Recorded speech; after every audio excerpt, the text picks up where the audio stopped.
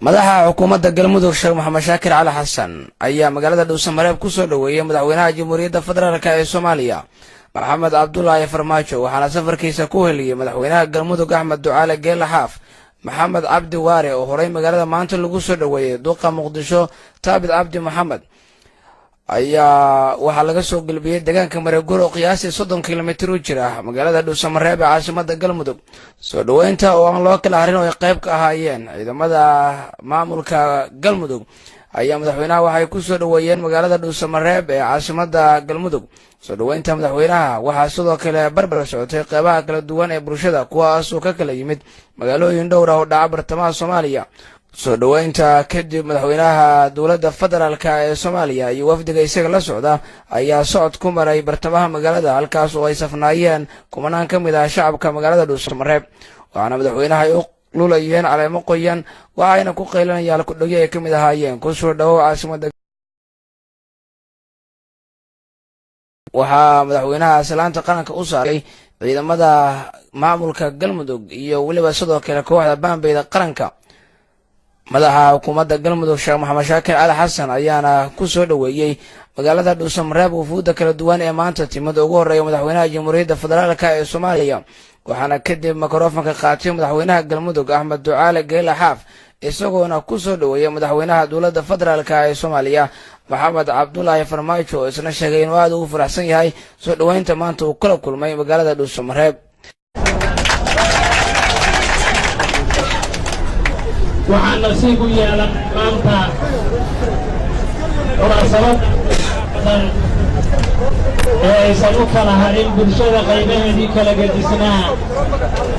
inaan ku soo dhaweyno madaxweyne farmaajo waxaan leenahay madaxweyne soo dhawaaw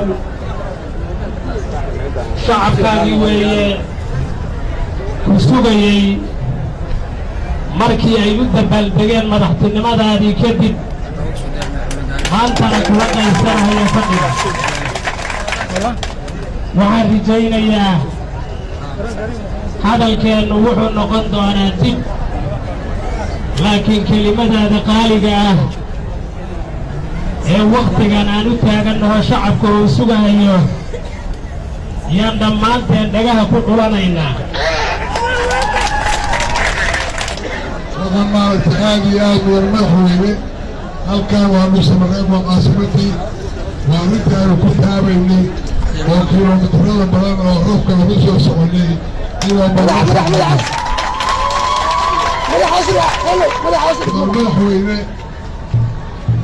galabtay waan aragnaa dhuusamareeb